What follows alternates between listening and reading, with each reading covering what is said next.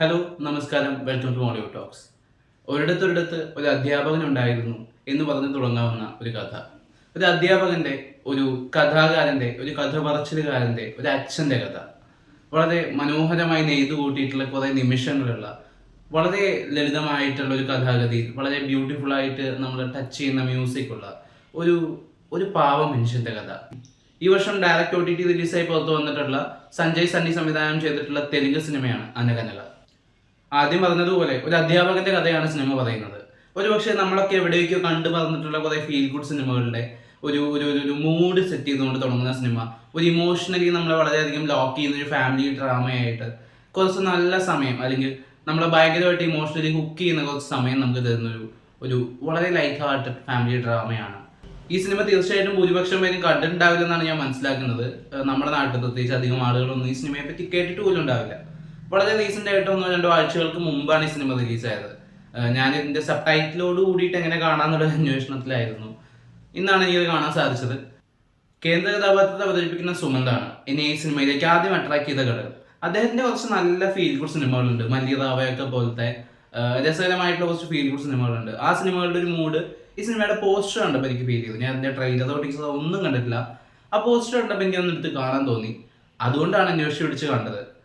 തെലുങ്ക് സിനിമയാണ്, English sub ടൈറ്റിലോട് കൂടിയിട്ടാണ് available ആയിട്ടുള്ളത്. ഈ സിനിമ ചിലപ്പോൾ നിങ്ങൾക്ക് കുറച്ച് മെലോഡ്രാമയായിട്ട് തോന്നിയെന്ന് വരാം. എല്ലാ ആളുകളുടെയും കാര്യമല്ല ഞാൻ പറയുന്നത്.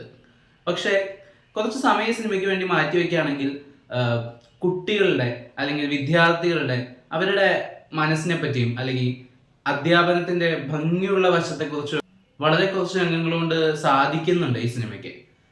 ആദ്യാവസാനം വലിയ ഫാസ്റ്റ് ആയിട്ടൊന്നുമല്ല പോകുന്നത്, പതുക്കെയാണ്, ഒരു പതിഞ്ഞ താളത്തില് ഒരു പാട്ട് പോലെ ഒഴുകി പോകുന്ന സിനിമയാണ്.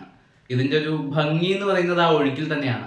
കഥാപാത്രങ്ങളുടെ മനസ്സിലൂടെ, അവരുടെ മാറ്റങ്ങളിലൂടെ, ചെറിയ കുശുമ്പും കുന്നായ്മയുള്ള മറ്റു കഥാപാത്രങ്ങളും മാക്സിമം ഈ നന്മ എന്നൊക്കെ നമ്മളിങ്ങനെ പറയില്ലേ, ഇത് ഈ കുട്ടികളെയൊക്കെ കാണിച്ചു കൊടുക്കുമ്പോൾ അവർക്കൊക്കെ കണ്ട് പഠിക്കാവുന്ന കുറെ മോറൽസ് ഉള്ള സിനിമകളൊക്കെ ഇടയ്ക്ക് വരുന്നത് എപ്പോഴും നല്ലതാണ്.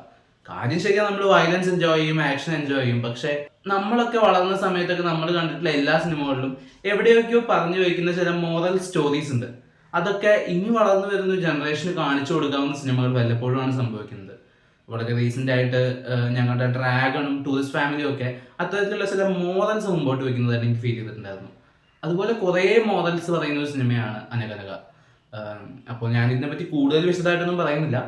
അപ്പോൾ ഇതിനെക്കുറിച്ച് പറഞ്ഞ് തീർക്കണമെന്നുണ്ടെങ്കിൽ beautiful screen play, beautiful music, beautiful performance and beautiful movie. അപ്പോൾ കണ്ടു നോക്കൂ, കണ്ട അഭിപ്രായങ്ങൾ രേഖപ്പെടുത്തുക.